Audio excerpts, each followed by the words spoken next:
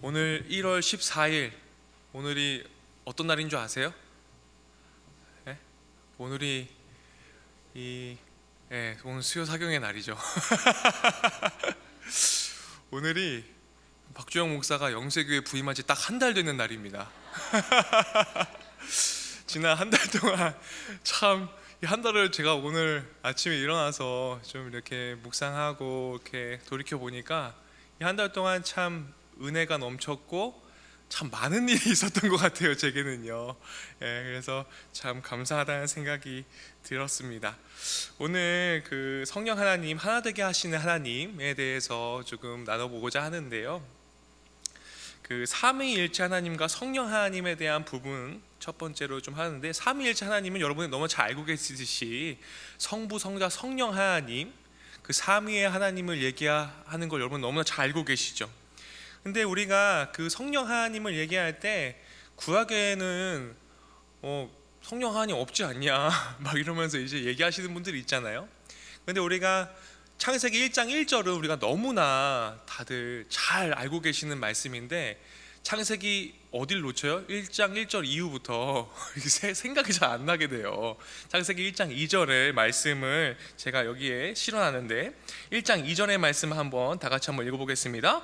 땅이 혼돈하고 공허하며 흑암이 깊음 위에 있고 하나님의 영은 수면 위에 운행하시니라. 거기 뭐가 등장하죠? 하나님의 영이 등장하는 거예요. 하나님의 영이 뭡니까? 성령 하나님을 얘기하는 것이죠, 그렇죠? 그래서 태초에 하나님과 천지를 창조하신 그 사역부터 삼위의 하나님이 함께 공동으로 사역하셨다, 안 했다? 하셨다라는 겁니다, 그렇죠? 하셨다라는 거예요. 그래서 이 성부, 성자, 성령 하나님은 환상의 팀워크로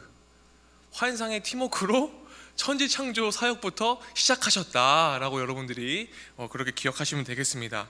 근데 이 땅이 2절에 보면 땅이 혼돈하고 공허하며 흑암이 깊음 위에 있고 라고 했을 때, 이것을 어떻게 우리가 해석하면 되냐면 질서가 없는 상태, 그러니까 무질서의 상태를 얘기하는 거죠. 무질서의 상태.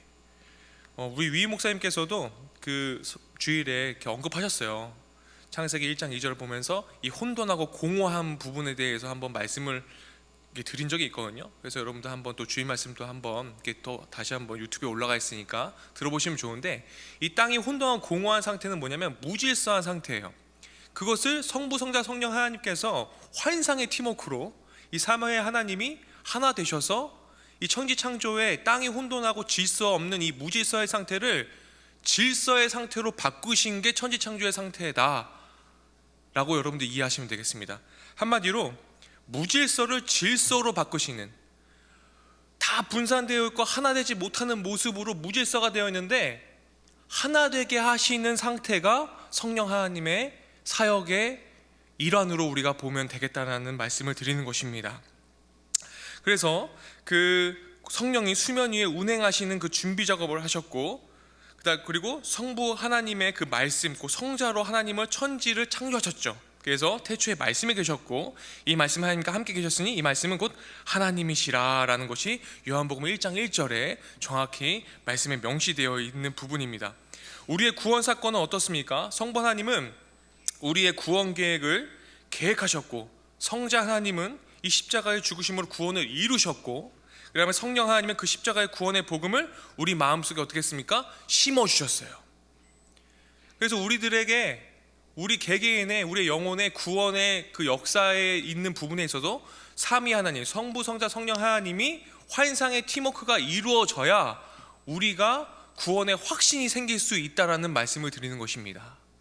만약에 성령 하나님께서 우리들에게 구원의 확신의 마음을 주시지 않으면요, 우리는 구원에 대해서 굉장히 흔들리는 삶을 살게 돼요. 우리가 구원의 확신을 가질 수 있는 것은 성령 하나님께서 우리 안에서 계속 역사하고 계시기 때문에 우리가 구원의 확신을 가질 수 있다라는 거죠. 그래서 우리가, 제가 잠시 후에 또 말씀드리지만 결론을 먼저 말씀드리면, 우리의 구원의 확신이 흔들린다는 것은 어떤 거예요? 내 마음 가운데에 성령 하나님께서 좀 멀어져 계신 상태다, 이렇게 생각하시면 되는 거예요. 그래서 이 삼위일체 하나님의 가운데에서 성령 하나님에 대해서 좀 집중적으로 이제 들어가 보려고 하는데요. 우리 성경은요, 성령님을요, 예수님이 보내신 보혜사로 설명합니다. 이 성령 하나님을 누가 보내셨다고요? 예수님이 보내셨다고요. 그래서 요한복음 16장 7절 말씀 우리가 함께 다 같이 읽어보겠습니다. 그러나 내가 너에게 실상을 말하노니 내가 떠나가는 것이 너에게 유익이라. 내가 떠나가지 아니하면 보혜사가 너에게로 오지 아니할 것이요 가면 내가 그를 너에게로 보내니지. 그렇죠? 예수님께서 보내시는 것을 말씀에서 딱 명시를 하고 있죠. 자, 우리 이 보혜사가, 우리가 보혜사 하면 우리가 알고 있는 그 이미지가 있잖아요. 지킬 보자에 은혜의 자.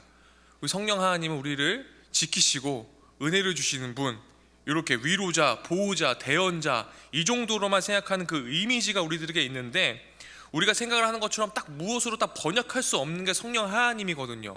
그런데 우리가 그 보혜사라는 파라클레토스라는 그 원어를 보면, 파라는 뭐냐면 곁에, 그 다음에 클레오는 부르다, 이런 뜻이에요. 그래서 그러면은 이거를, 이 보혜사를 딱 직역하면 뭡니까? 곁에 부르다, 이런 뜻이게 되는, 곁으로 불러오는 존재, 이런 뜻이거든요. 그래서 보면은 요한복음 16장 7절을 제가 여기 강의 안에 이렇게 드렸는데, 여기서 우리가 밑줄을 쳤으면 좋겠습니다. 첫 줄에 보면 너희에게 실상을 말하노니 내가 떠나가는 것이 너희에게 유익이라, 거기 밑줄이세요. 누구에게 유익이라고요? 예, 나에게 유익이라고요. 나에게. 그리고 뒤로 보면요, 그래서 주님께서 떠나지 않으면 보혜사가 오지 않으신대요. 그죠? 보혜사가 오지 않으세요. 주님이 떠나셔야지만 보혜사가 오셔요. 그래서 내가 그를 너에게로 보낸다. 그를 너에게로 보내리니, 이렇게 밑줄주세요. 그를 너에게로 보내리니. 예수님께서 보내셨죠. 그 밑에 요한복음 14장 16절도 우리가 함께 하나님의 말씀 한번 읽겠습니다. 내가 아버지께 구하겠으니 그가 또 다른 보혜사를 너에게 주사 영원토록 너희와 함께 있게 하리니. 밑줄 치시고 함께 있게 하리니. 성령 하나님은 예수님께서 보내시는 분이세요. 그죠? 맞죠? 예수님께서 보내셨고, 그 보내신다는 이 말씀을 하면서 제자들은 예수님께서 떠나가신 것들을 막 얘기하면서 제일 슬퍼하고 제일 섭섭해할 사람이 누구였어요? 당연히 예수님과 함께 먹고 자고 같이 생활했었던 제자들이 굉장히 슬퍼했죠. 근데 예수님은요, 그것은 인간적인 생각이다 하시면서 내가 떠나가는 것이 너에게 유익이라고 지금 말씀하신 거예요. 그렇죠? 성육신하신 예수님이 저번 주에 이제 참 사람이 되신 예수님, 그죠? 참 사람으로 이 땅에 오셨어요. 이 땅에 오셔갖고 구원의 사건을 이루기 위해서 오셨는데, 이 하나님의, 예수님의 사역은 이 땅에 오셔서 공간과 깊이, 가로 세로 높이라는 이 공간 안에서 예수님께서는 사역하신 3차원의 사역을 하신 거예요. 그래서 성경에 보면요, 예수님께서 사역하셨던 그 모든 것을요, 명확하게 어느 시점인지를 딱딱딱딱 기록으로 해놔요. 왜냐하면 예수님께서 동시다발적으로 사역을 하시지 않잖아요. 나사렛이면 나사렛, 그죠? 예루살렘이면 예루살렘. 예수님이 동시다발적으로 나사렛에 있다가 또 다른 데 있다가 막 여러 명이 돼가지고 나타나신 적이 없잖아요. 공생의 기간 동안요. 그렇죠? 그렇게 공간에 제약을 받으실 분이 아닌데 그렇게 제약을 스스로 받으시면서 사역을 했어요.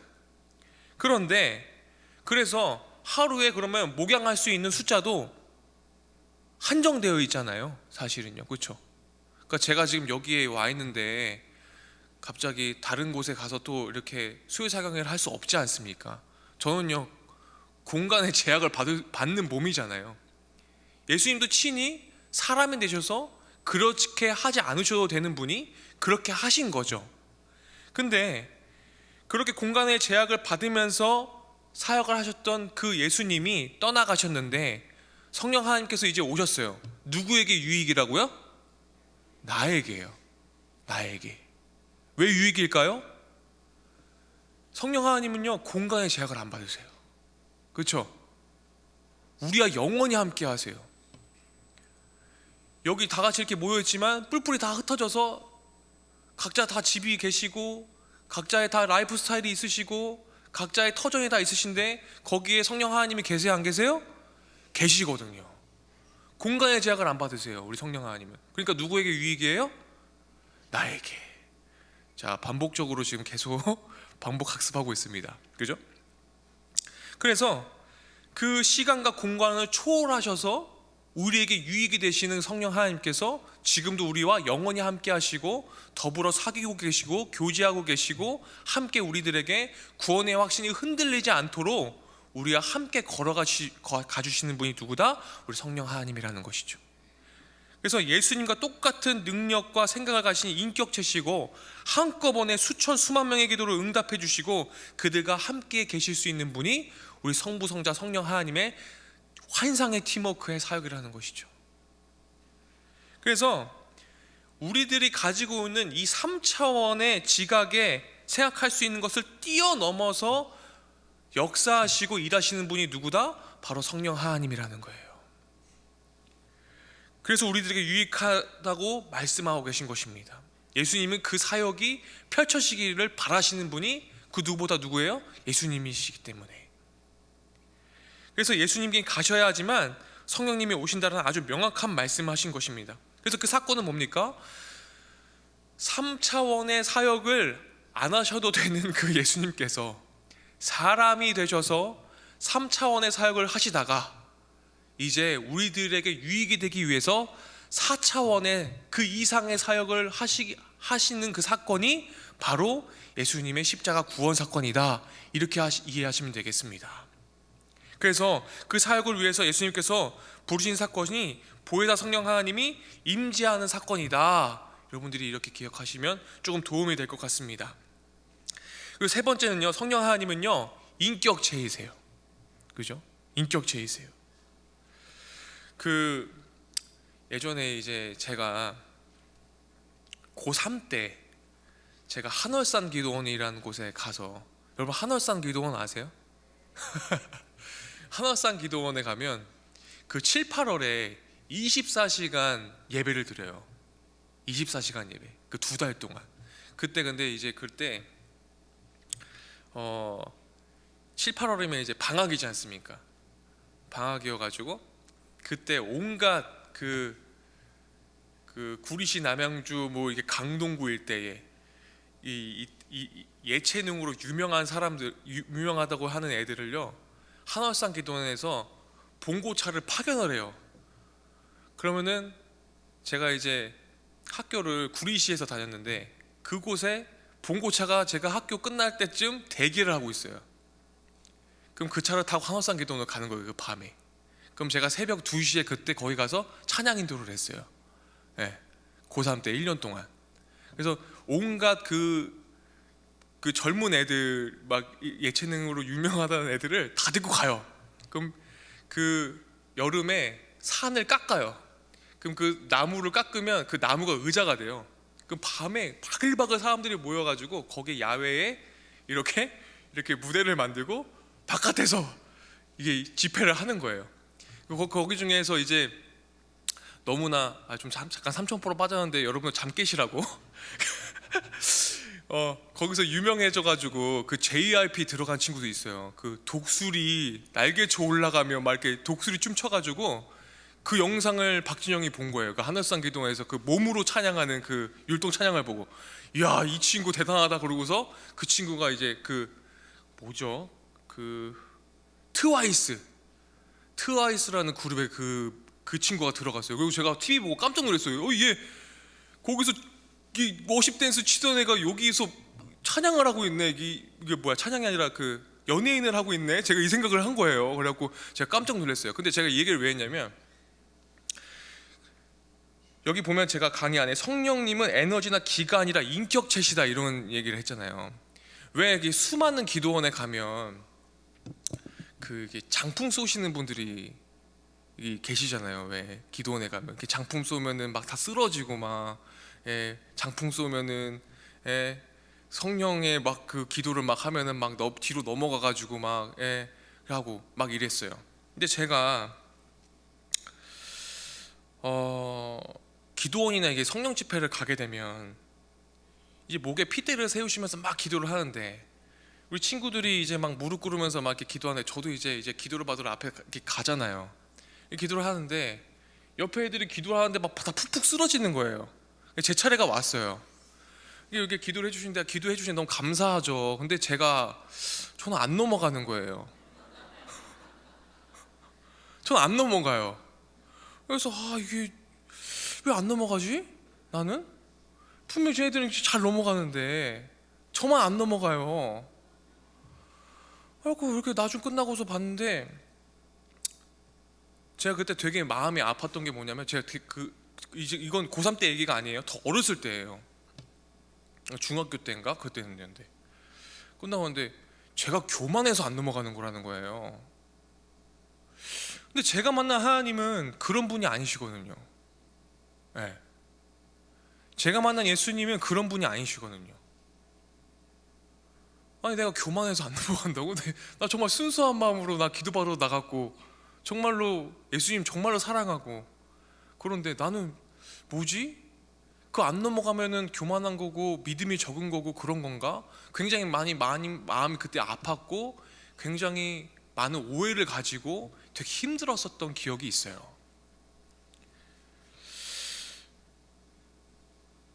제가 무슨 얘기를 하려고 하냐면요, 사랑하는 여러분, 장풍을 쏘고 막 기도하는데 안 넘어간다고 믿음이 없고 아주 교만해서 그런 걸까요? 전 그런 거 아니라고 생각해요. 제가 만난 주님은요, 선하신 분이셨고, 제가 안 넘어간다고 저 교만하다고 말씀하시는 분이 아니셨어요.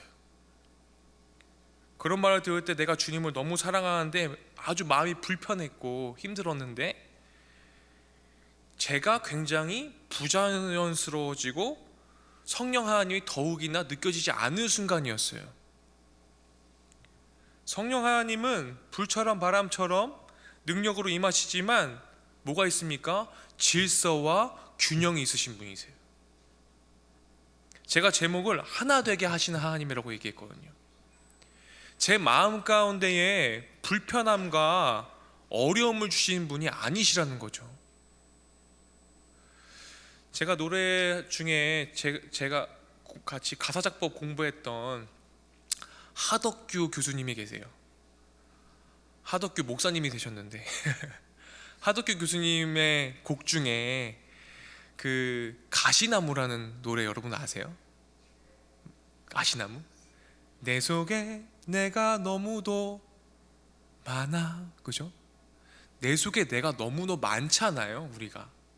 근데 내 속에 내가 너무나 많은데 그것들이 내 안에 분열이 일어나고 날 괴롭게 만들고 어렵게 하고, 분노하는 나도 있을 것이고 슬퍼하는 나도 있을 것이고 여러 가지 내가 너무나 많은데, 그 속에서 질서와 균형과 화평을 이루신다면 성령 하나님께서 일하시는 거겠죠. 근데 내 속에 내가 너무나 많아갖고요, 내 안에 계속 분열이 일어나요. 그럼 성령 하나님께서 함께 하시는 걸까요? 아닌 거예요. 그래서 성령 하나님을 체험하고요, 인격적으로 그분을 만나면요, 어떻게 돼요? 내 안에 샬롬이 임하고요, 내 성품과 인격이 바뀌게 되어 있어요. 그게 성령 충만한 상태예요. 왜요? 성령 하나님은 뭐예요? 인격체시니까요. 어떤 기나 에너지가 아니에요. 장풍이 아니에요. 기도하면 쓰러져야 되는 게 아니에요. 그 성령 하나님에 대한 오해세요.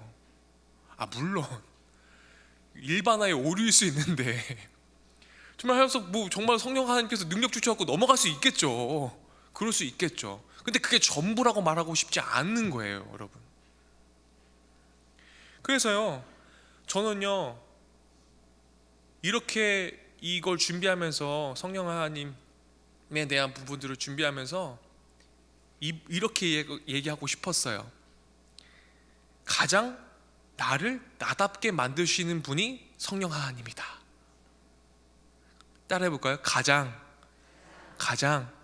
나를 나답게 만드시는 분, 그분이 성령님이라고 저는 생각해요. 그런 하나님은 우리를 너무나 사랑하시고 내 안에 어둡고 어지럽고 혼돈스러운 것들을 굉장히 안정감 있게 질서 있게 만드시는 분이라는 거죠. 태초에 하나님께서 혼돈하고 공허한 무질서한 모든 부분들을 질서 있게 만드신 것처럼 내 안에 혼돈스럽고 공허하고 무질서한 모든 것들을 뭐예요? 질서 있게 만드시는 작업을 하시는 분이, 그렇게 역사하시고 일하시는 분이, 그 능력을 가지시는 분이 성령 하나님이시라고요.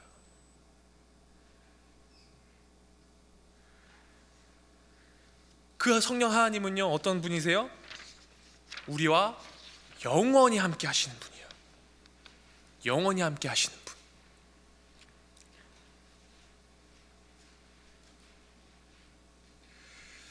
아까 요한복음 14장 16절 말씀 아까 읽었는데요, 내가 아버지께 구하겠으니 그가 또 다른 보혜사를 너에게 주사 영원토록 너희와 함께 있게 하리니. 그죠? 영원히 함께 하시는 분이 우리 하나님이시죠. 성령님은요, 우리를 떠나신 적이 한 번도 없으신 인격체이신 거세요. 부모와 배우자, 자녀도 영원토록 함께 할 수 없잖아요. 근데 성령 하나님은요, 영원토록 우리 곁에 떠나지 않으시고 함께 동행해 주시는 분이십니다. 그래서 구약시대에요, 성령 하나님이요, 하나님의 백성들과 함께 계셨죠. 근데 사람들이 죄를 짓거나 하나님을 진노케 하면요, 성령님이요 떠나간 사건도 있었습니다. 그러나 예수님이 보내신 성령은 우리의 의가 아니라 예수님의 십자가에 의해 근거하셔 오셨기 때문에 영원히 떠나지 않으세요. 성령이 떠난 사례들이 있죠. 사무엘상 16장 14절 말씀 우리가 함께 한번 읽어볼까요? 여호와의 영이 사울에게서 떠나고 여호와께서 부리시는 악령이 그를 괴롭히니라. 그렇죠? 밑에 사사기 16장 20절도 있죠. 삼손이 이르되 내가 전과 같이 나가서 몸을 떨치리라 하였으나 여호와께서 이미 자기를 떠나신 줄을 깨닫지 못하였더라. 그럼요, 여러분, 우리가 성령 하나님께서 함께 하시지 못할 때가 있을 수 있겠네요. 그렇죠? 분명히 함께 하시는 분이신데 영원토록. 그때가 언제일까요? 사울은 어땠어요? 사울이 처음부터 하나님의 영이 막 떠나고 이런 사람이 아니었잖아요. 그죠? 사울이 하나님의 명령에 반복적으로 불순종하고, 그죠? 성령 하나님께서 정말로 지도하는 대로 그 선하고 가장 좋은 길을 선택하면서 걸어가지 않다 보니까 그 결과 여호와의 영이 떠납니다.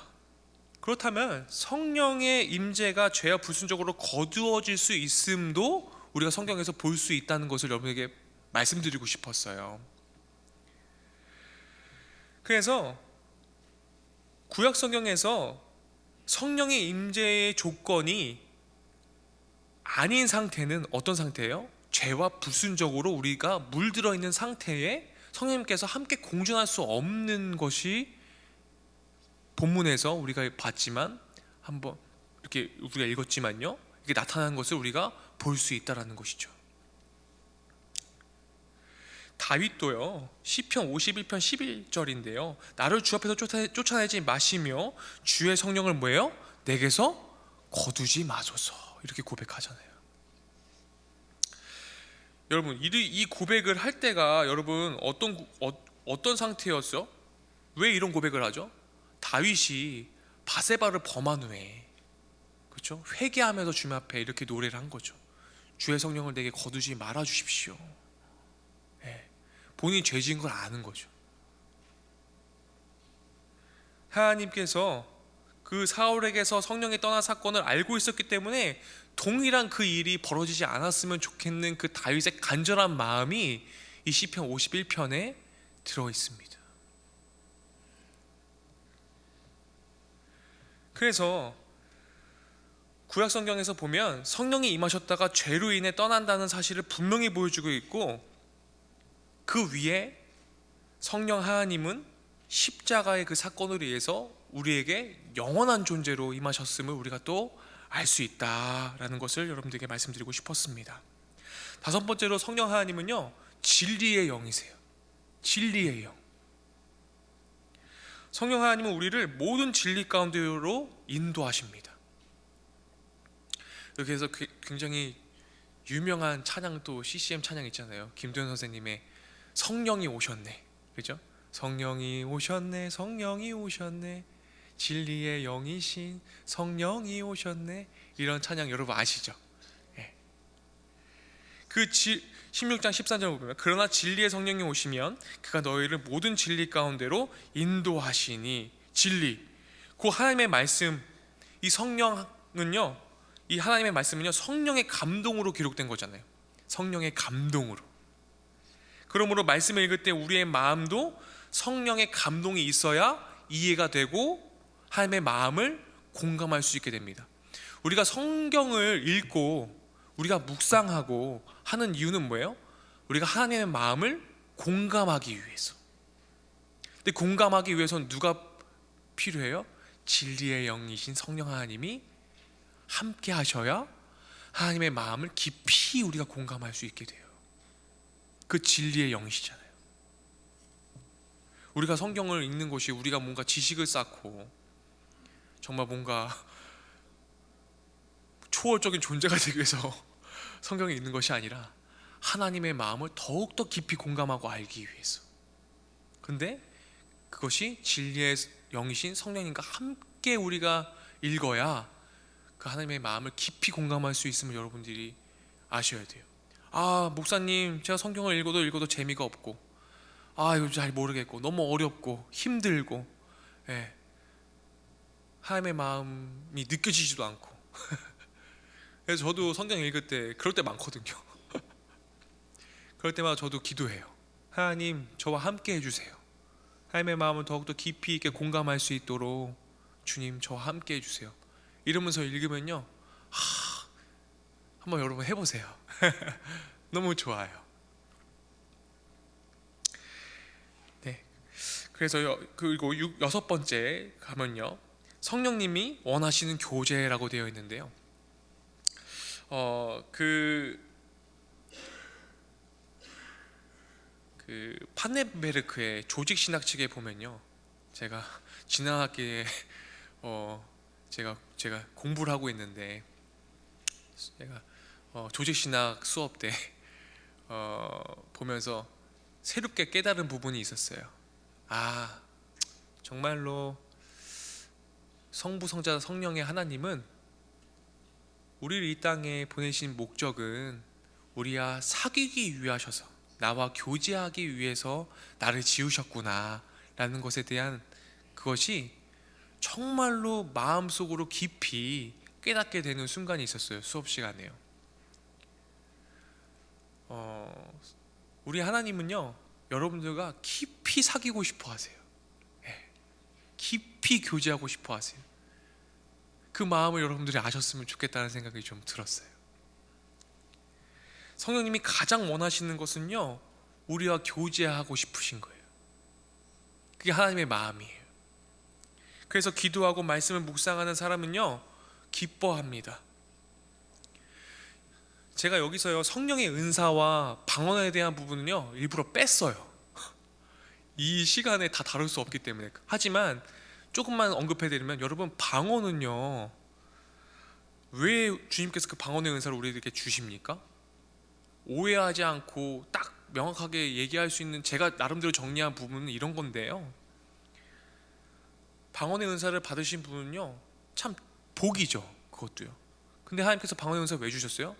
더욱더 진하게 깊이 오래도록 나와 교제하기 위해서 주신 거예요.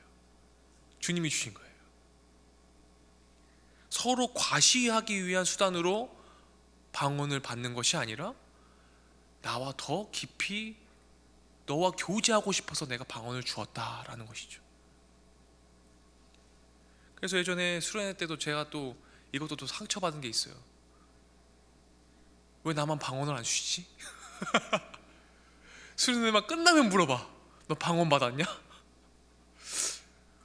아, 안 받았는데요? 방언 받았다고 어느 순간에는 방언 받았다고 거짓말할까? 그냥 받았다고 할까? 이 생각이 들 정도로. 네. 그렇죠? 방언을 받으면 뭔가 신앙의 레벨업이 되는 것 같고 믿음에 좋은, 그 외형적으로 보이기에 굉장히 예? 좋은 장치잖아요, 그게요, 그죠?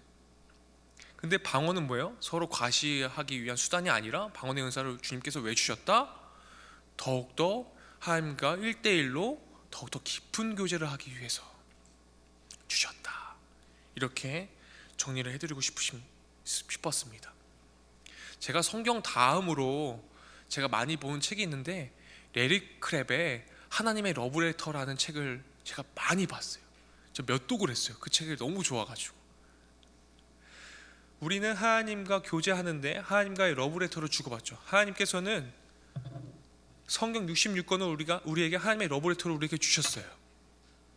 우리도 하나님께 러브레터를 드리죠. 우리가 막 교제하고 사랑하는 사람이 생기면 막 또 저도 손편지 좀 썼거든요. 네, 하나님의 러브레터. 네, 사랑하는 사람이 있으면 러브레터 쓰잖아요. 제가요 아직까지요 저희 집에요 버리지 못한 게 있어요. 그게 뭐냐면 저희 아버지의 일기장이에요. 그리고 그 일기장 안에 어머니에게 보냈던 러브레터들을 제가 아직도 모아놓고 있어요. 네, 그걸 읽으면 뭔가 마음이 따뜻해져요. 닭살돋기도 하지만. 근데 참 그때 정성스러운 게 있어요. 막 뭐 그렇게 막 뭐 지금 보면 촌스러울 수도 있지만 막 단풍잎, 뭐 네이크로바, 뭐 그냥 그런 것들을 막 붙여가지고 정성이 들어가 있잖아요 거기에, 그렇죠? 우리도 하나님께 러브레터를 드리는 깊이 교제 가운데에 그것들을 하기 위해서 정성으로 주님과 교제하라고 주님께서 방언을 주신 것이죠. 더욱더 친밀한 관계를 맺게 하기 위해서. 그래서요 방언의 은사를 받았다고 과시하면서 다니시면 주님이 뭐라고 하십니까? 마태복음 6장 6절입니다. 다 같이 밑에 제가 명시해놨습니다. 다 같이 읽어보겠습니다. 너희가 기도할 때 골방에 들어가 문을 닫고 은밀한 중에 계신 내 아버지께 기도하라. 그래서요 성령의 사람이 된다는 것은요 여러분 뭘 뜻합니까? 하나님과 깊이 교제하는 삶을 사는 것을 의미합니다. 다시 한번 정리해서 말씀드리겠습니다. 저를 따라해 주세요. 성령의 사람이 된다는 것은 하나님과 깊이 교제하는 삶을 사는 것. 네, 깊이 교제하는 삶을 사는 것입니다. 자, 넘어가겠습니다. 자, 살리는 영입니다. 성령님은 죽은 영혼을 살리시는 분이십니다. 성령이 임하면요 생명이 회복돼요. 여기서 생명이 회복된다는 것은요 뭐라고 표현할까 제가 깊이 생각해 봤는데 살아있음을 느끼는 것이라고 생각했어요. 살아있음을 느끼는 것. 좀 더 나아가면은 살아있음을 느끼는데 그 살아있음을 감사하게 되는 것인 것 같아요.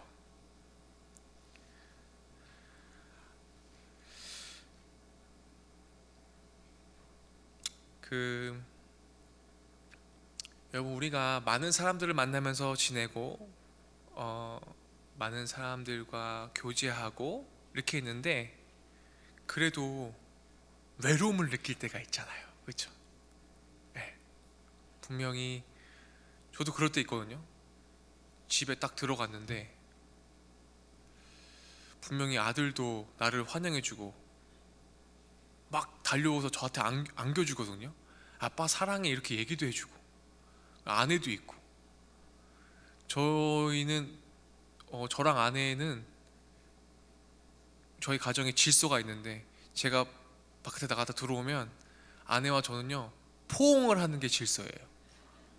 1일 1포옹을 꼭 해요. 꼭 안아줘요. 그런데 그렇게 하지만 그럼에도 불구하고요 조금 외롭고 공허할 때 있더라고요. 저도요. 네. 근데 그때 굉장히 필요한 건 성령 하나님인 것 같아요. 네. 주님이 저를 위로해 주셔야 되더라고요. 네. 되게 고독하고 그렇죠? 네. 그때 성령 하나님께서 죽어있는 저를요 다시 생기 있게 그 살아있음을 느끼게 만들어 주시고 그 살아있음을 감사하게끔 만들어 주시더라고요. 그래서요, 로마서 8장 11절인데요, 예수를 죽은 자 가운데서 살리신 이의 영이 너희 안에 거하시면 그리스도 예수를 죽은 자 가운데서 살리신 이가 너희 안에 거하시며 그의 영으로 말미암아 너희 죽은 몸도 살리시리라. 예. 외롭고 여러분 고독하실 때마다 성령 하나님을 초청하시고 성령 하나님 나와 함께 해달라고 기도하시면서 거뜬히 일어나시기 바랍니다. 에스겔의 환상 가운데 본 마른 뼈들에게 성령의 생기가 들어가자 살아서 일어나 거대한 군대가 되었던 에스겔 30장 말씀 여러분 기억하십니까? 30장 5절 말씀, 내가 너희 속에 생기를 넣어 너희가 살아나게 하리라. 성령 하나님은요, 죽음과 외로움과 고독을 몰아내셔서 우리가 살아있음을 느끼게 해주시는 분이십니다. 생명의 영이시잖아요. 우울증으로 인해 끊임없이 자살 충동을 느끼는 사람에게 성령 하나님이 임하시면요, 죽음의 영이 떠나가고요, 뭐가 샘솟아요? 부활 생명의 영이 샘솟아요. 충만하게 됩니다. 세상은요, 자꾸 우리들의 기를 죽이잖아요. 예. 자꾸 비교하게 만들고, 예. 우울하게 하고 불안하게 하고 답답하게 하고, 그래서 어떻게 합니까? 아이고 죽겠다 하잖아요. 오늘부터 어떻게 해야 됩니까? 아이고 살겠다. 예. 언어를 바꾸셔야 돼요. 아이고 살겠다로. 그러면 그럴수록 우리가 뭐예요? 하늘을 향해 손을 펴고 성령의 생기를 부어달라고 기도해야 됩니다. 그리고 저도요, 저의 가정과 또 제가 요즘에 기도하는 기도 제목이 있어요. 제가 이상은 목사님께도 나눴는데, 제가 요즘 간절하게 기도하는 거, 주님, 제가 영세교회를 정말 그 어느 교회보다 사랑하게 해달라고 요즘 기도한다고 해요. 그렇게 기도해요. 이 교회를 정말 주님 사랑하게 해달라고. 네.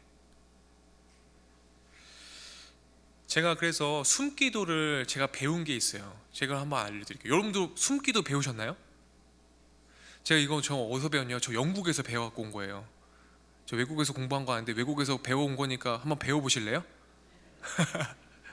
제가 2014년도에 영국 웨일즈에 그 부흥한국이라는 그 고영원 선교사님이랑 같이 제가 팀으로 영국 웨일즈에 대부흥 축제, 열방 대부흥 축제 그 찬양인도 집회를 하려고 영국에 한 달 정도 간 적이 있었어요. 근데 그때 영국 웨일즈에서 2주 동안 24시간 예배를 거기서 또 드리는 거예요. 또 24시간 예배네요. 그걸 드리는데 독일 찬양팀, 뭐 이스라엘 찬양팀, 이제 한국에선 저희 부흥한국팀, 또 여러 찬양팀들이 막 모였어요. 근데 그 이스라엘 찬양팀의 그 찬양 인도자가 여성이었어요. 그래서 뒤에서 이제 우리 다음이었는데 이스라엘 찬양팀 그 여성 찬양 인도자가 계속 뭐 숨을 내쉬고 들으시면서 계속 기도를 하고 있는 거예요. 좀 뭐 하는 거지 하고서 나중에 한번 물어봤어요. 그래서 제가 그거를 이거 너무 좋은데? 그래서 제가 한국어로 바꿔갖고 제가 좀 써먹었어요. 저는 언제 때 하냐면 이런 기도를 하냐면 저에게 분노가 올라올 때 이런 기도를 해요. 제가 한번 해볼게요. 성령의 생기는 들어올지어다 내 안에 악한 것아 나가라, 이렇게 기도해요. 한번 다 같이 해볼까요? 성령의 생기는 들어올지어다 내 안에 악한 것아 나가라. 해보셨어요? 한번 다시 해볼까요? 성령의 생기는 들어올지어다 내 안에 악한 것아 나가라. 이거요, 운전할 때도 좋아요. 막 운전할 때 누군가 괴롭힐 때가 있잖아요, 저를요. 그 성질이 딱 올라오려고 할 때 성령의 생기는 성령 하나님 내 안에 악한 것아 나가라. 저도 이렇게 해요. 네. 오직 예수 안에 생명이 있습니다. 우리를 살리시는 분이 성령 하나님이심을 여러분 굳게 기억하시면서 붙드시기 바랍니다. 나에게 외로움이 몰려올 때, 괴로움이 몰려올 때, 고통 가운데 있을 때 또 분노가 올라올 때, 너무나 슬프고 고독할 때 성령 하나님 붙드셔서 여러분 함께 홀로 신앙생활 아니고 서로 신앙생활 하는 거예요. 우리요, 그죠? 함께 지어져 가길 소망합니다. 자, 8번째, 연합의 영입니다. 우리가 함께 지어져 갑니다. 성령은요 하나 되게 하시는 분이세요. 그렇다면 여러분, 우리가 나도 모르게 3, 4, 5 모여가지고 누군가를 험담한다거나 분열의 말을 한다거나 부정적인 말을 한다거나 이러면 거기에 내가 밟는 그 땅이 하나님 나라일까요? 아니에요. 성령 하나님은 그곳에 안 계세요. 그곳에 누구만 있어요? 성령 하나님 빼고 나머지만 있어요. 이해되세요? 에베소서 2장 22절 말씀이죠. 오늘 말씀이었는데요, 다 같이 한번 읽어보겠습니다. 너희도 성령 안에서 하나님이 거하실 처소가 되기 위하여 그리스도 예수 안에서 함께 지어져 가느니라. 저를 따르겠습니다. 서로 신앙생활 그만하고 이거 거꾸로요. 죄송해요. 홀로 신앙생활 그만하고 서로 신앙생활 하자.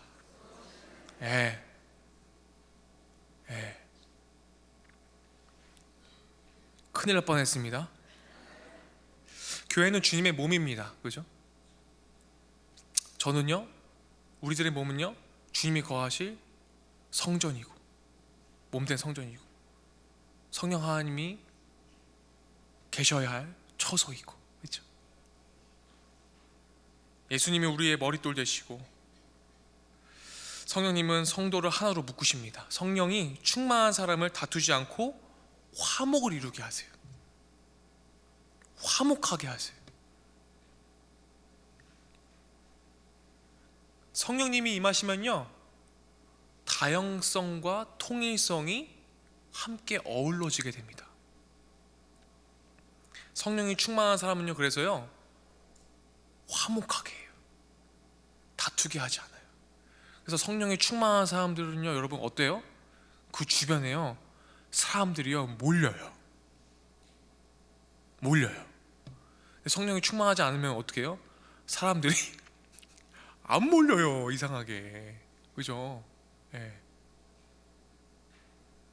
그래서 왜 그런가 보니까요 성령이 충만한 사람들은요 어떤 부정적인 마음과 부정적인 생각과 말을 하는 사람들을요 가까이 하지 않으려고 해요. 그러니까 안 모이는 거예요. 왜냐면요 그 사람한테 영향을 받잖아요. 그 부정적인 얘기 듣고 막 분열의 마음을 막 이렇게 들으면 누가 영향 받아요? 당연히 그 사람 얘기 들으면 영향을 받아요, 안 받아요? 영향을 받아요. 그래서 우리가 예수님 믿으면서 성령에 충만해야 되는 이유가 여기에 있어요. 예수 믿는 사람들을 만났는데 그 상대방이 믿지 않는 사람이 좀 마음이 샬롬이 없고 화목해지지 않고 그래서 마음에 불편함이 올라오면 예수님 믿는 사람으로서 참 어떻게 돼요? 예수님의 증인과 제자임을 거부하는 삶을 살게 되는 거예요. 그래서 예수님 믿는 사람들은요 아름다운 마음이 모이게 되어 있어요.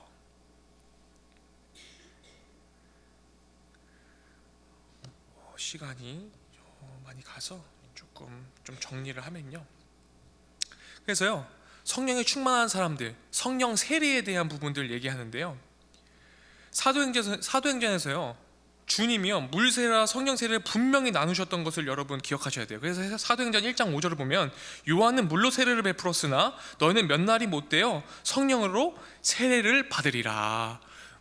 물로 성령을 받았는데 분명히 성령 세례에 대한 부분들은 정확하게 나눈 것을 성경에서 볼 수 있죠. 그리고요 그래서 성령님이 내게 임하는 것을 뭐예요? 성령 세례라고 하는 것입니다. 성령에 충만한 상태를 얘기하는 것이죠.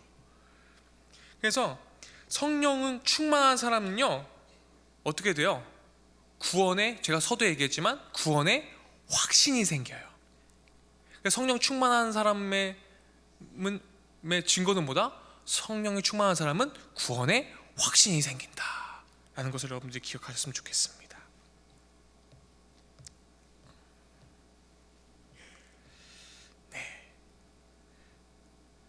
그리고 두 번째는 성령이 충만한 사람은요, 우리들의 라이프 스타일 속에 성령의 열매를 맺게 돼요. 성령의 열매를 맺게 됩니다.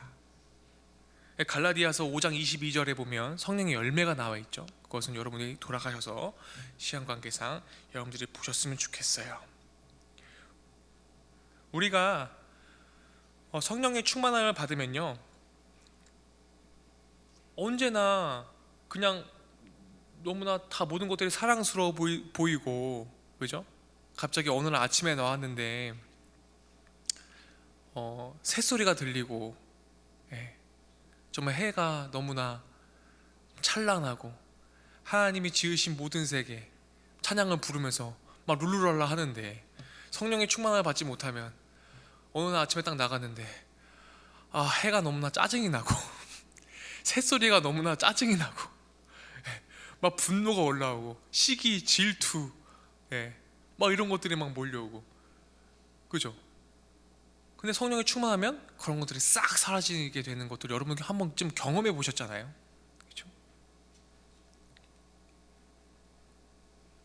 그래서 성령의 충만을 받지 않으면요, 우리는 얼마든지 분노할 수 있고, 시기할 수 있고, 남을 비방할 수 있고, 질투할 수 있고, 엉망진창일 때가 너무나 많습니다. 제가 다시 한번 말씀드리지만 내 속에 내가 너무나 많아. 너무나 많아요. 그래서 불쑥불쑥 올라와요. 그렇지만 성령이 충만할 때는 어때요? 모든 것들이 사랑스럽고, 모든 것들이 좋아 보이고, 화평을 이루려고 하고, 오래 참고, 절제하고, 모든 것들이 용서할 수 있게 되는 상태가 되죠. 그것이 내 힘이 아니라 누구 때문에요? 성령 하나님 때문에. 그래서 성령 하나님은요, 나의 인격을요 가장 아름답게 하나님의 형상으로 다시 회복시켜 주시는 것이죠. 하나님의 형상으로 회복시켜 주시는 그 상태로 우리가 살아가는 것이 뭐예요? 성령의 열매를 맺는 삶을 살아가는 그런 삶이라고 말할 수 있겠습니다. 그래서 세 번째는요, 그럼요, 하나님의 능력으로 채워지는 삶을 얘기해요. 제가 다시 한번 말씀드리지만 성령 하나님의 능력은 뭐예요? 병 고치고 막 방언하고 기적이 일어나게 만드는 이런 것들이 아니라, 성령에 충만하면 나의 생각과 나의 언어가 바뀌어져요. 나의 인격의 변화가 되는 거예요. 뭘로요? 하나님의 형상이라는 그 인격으로 바뀌어요. 하나님의 형상을 회복하는. 그래서 선교적 삶을 살게 됩니다. 그래서 성령 충만은요, 성령의 지배를 받는 삶이에요. 성령의 지배를 받는 삶. 내가 나를 지배하는 게 아니라 성령의 지배예요. 그래서 성령 충만은요, 선교적 삶을 사는 것인데, 라이프 에즈 미션, 비즈니스 에즈 미션 해서 램이라고도 얘기하고 뱀이라고 얘기도 해요. 요즘 그 선교적 삶에 대한 부분들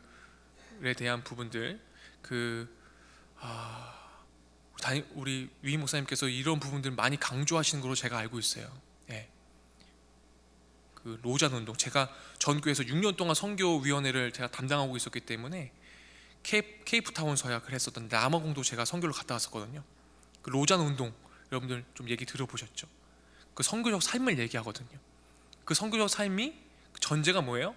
성령의 충만한 삶이 되어야 선교적 삶이 돼요. 그것은 뭐예요? 우리들의 삶 자체가 소명이고 사명이라는 거예요. 그 선교적 삶을 사는 거. 왜 이런 거 있잖아요. 단기 선교를 갔어요. 단기 선교를 갔는데 선교지로만 가면요, 다 예수님이 돼요. 노방전도를 하는데요, 정말로 언어도 다르고 문화도 다르고 다 모르는 사람들이에요. 그런데 제가 인솔해서 가면요, 우리 성도님들, 우리 청년애들 데리고 가면 와, 진짜 예수님이 따로 없어요. 복음 전도를 얼마나 이렇게 잘하는지요.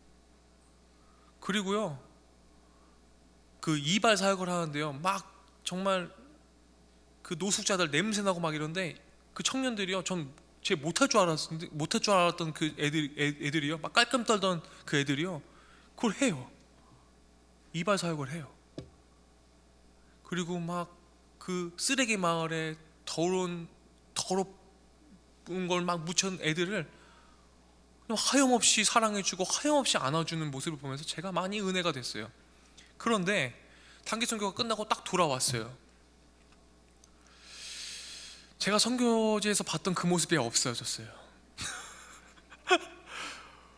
불평불만과 그래서 그 친구한테 야, 너 그 선교지에서 했던 것들 한번 생각해봐. 딱 했더니 걔가 아차 싶었나 봐요. 아, 목사님 죄송합니다. 제가 잊어버렸습니다. 까먹었습니다. 내가 하나님의 형상을 잊어버렸습니다. 이렇게 얘기하더라고요.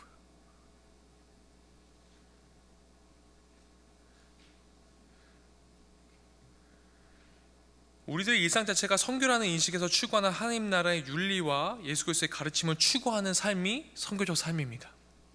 내가 밟는 모든 땅이 하나님 나라가 되는 능력이 바로 성령의 충만한 삶이에요. 그게 성령 하나님의 능력이에요. 어떤 기적과 이사와 눈에 보여지는 것들이 성령의 능력이 그것이 전부가 아니라 진짜 성령 하나님의 능력은 뭐예요? 나의 인격이 변화되고 성령의 열매를 맺는 삶. 내가 밟는 모든 땅이 선교지가 되는 삶. 그곳이 하나님 나라가 펼쳐지는 삶. 그것이 성령의 충만한 상태인 거예요. 왜냐하면 내가 하나님의 백성이기 때문에 내가 밟는 땅이 하나님 나라가 되어야 되잖아요. 내 가정이, 내 직장이. 그래서 라이프 에즈 미션, 비즈니스 에즈 미션.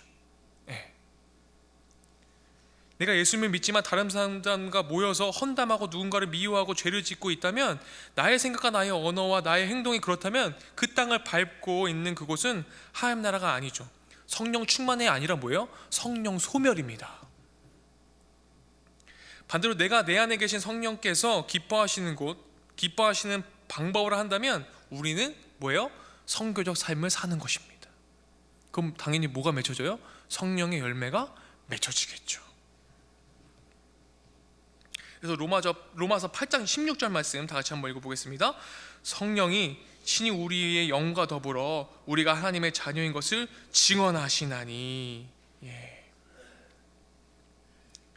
그래서요, 성령 하나님께서 함께 하시면요, 성령 하나님은요 역사하시고 우리를 부흥케 하십니다.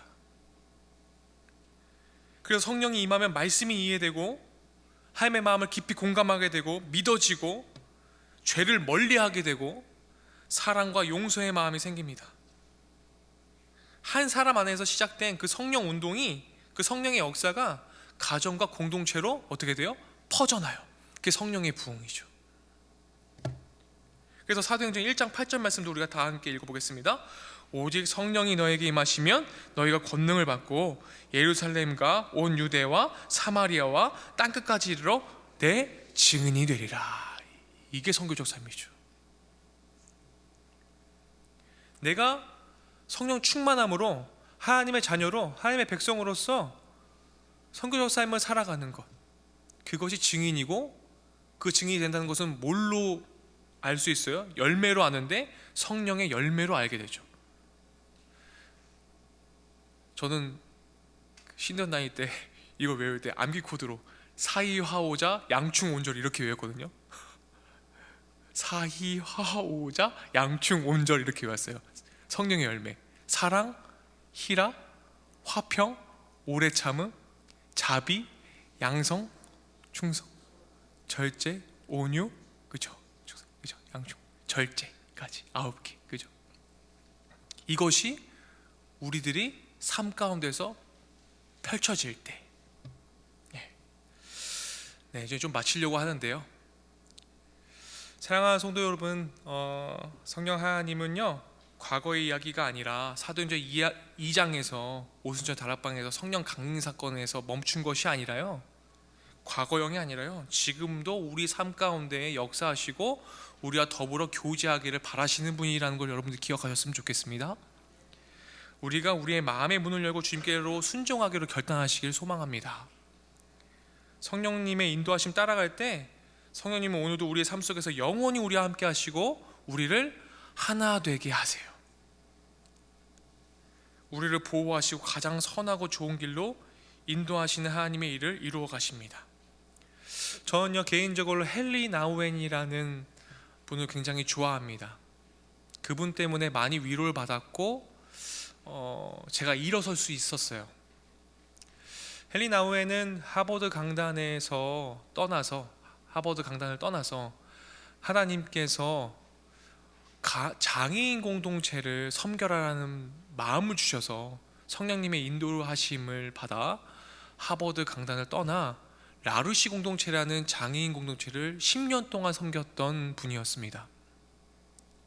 제 그분의 글을 읽고서 굉장히 많이 위로를 받았어요. 그분은요 이런 얘기를 했었습니다. 영성은 항상 성령님이 내 삶에 간섭하실 수 있도록 하는 것이다 라는 거예요. 그러니까 우리들의 영성이 날로 날로 깊어지고 성령이 충만하려면 성령 하나님이 우리의 삶에 간섭하실 수 있도록 하셔야 돼요. 내가 앞서면 안 돼요. 저는 성령 충만함 그리고 내 안에 성령 하나님이 역사하시는 순간은 내 삶에 그 성령 하나님이 간섭하도록 항상 주님을 인식하고 예수님과 동행하는 삶으로 살아가는 것이라고 말씀드리고 싶었습니다. 성령이 충만한 상태를 표현한 제일 좋은 찬양이 무엇인가 그래서 제가 생각해 봤어요. 그래서 제가 밑에 좀 적어놨어요. 여러분 이거 아세요? 성교적 삶을 사는 성령 충만한 삶? 한번 가사를 한번 읽어보고 한번 부르고 제가 기도하고 좀 오늘의 수요 사경의 시간을 맞추려고 하는데요. 한번 읽어볼까요? 아름다운 마음들이 모여서 주의 은혜 나누며 예수님을 따라 사랑해야지. 우리 서로 사랑해. 하나님이 가르쳐준 한 가지, 내 이웃을 내 몸과 같이 미움, 다툼, 시기, 질투 버리고 우리 서로 사랑해. 제가 정말 좋아하는 찬양이에요. 제가 저희 교회에 와서 사랑의 천국 방언 보면서 참 은혜를 많이 받았어요. 사랑의 천국 방언이죠, 그죠? 사람의 언어가 아니라. 네. 자, 한번 다 같이 한번 불러볼까요? 고맙습니다. 아름다운 마음들이 모여서 주의 은혜 나누며 예수님을 따라 사랑해야지. 우리 서로 사랑해. 하나님이 가르쳐준 한 가지, 내 이웃을 내 몸과 같이 사랑해요. 미움, 다툼, 시기, 질투 버리고 우리 서로 사랑해. 아멘. 아멘. 나의 생각과 계획이 있을지라도 성령의 충만함으로 성령의 지배를 받는 그런 사랑하는 명세교회 성도님 한 분 한 분 되시기를 축원드립니다. 제가 기도하겠습니다. 하나님, 우리가 주님의 몸된 교회임을 기억하게 하시기 원합니다. 우리들의 몸이 성령 하나님이 거하실 처소임을 기억하게 하시기 원합니다. 우리가 누군가를 미워하고 다투기를 좋아하고 시기하고 질투하는 마음을 주님 버리게 하시고 성령님의 지배를 받는 삶으로, 성령의 충만한 삶으로 살겠노라고 이 시간 결단하며 나아갑니다. 하나님, 우리와 함께하여 주시고 내 속에 무질서한 모든 것들을 질서 있게 하여 주시옵소서. 주님께서 그렇게 우리들을 인도하시고 보호해 주실 것을 간절히 기도드리오며, 지금은 무질서에서 질서로 변화시키시기 위해서 이 땅에 내려오신 예수 그리스도의 은혜와 하나님의 무한하신 사랑과 성령 하나님의 인도하심이 여기에 모인 성령의 지배를 받고자 결단하는 모든 예배자들의 머리 위에, 그리고 지금도 모든 곳곳에서 온누리에서 선교적 삶을 살아가겠노라고 발걸음을 이동하는 모든 이들의 머리 위에 영원토록 함께 하시기를 간절히 축원하옵나이다. 아멘.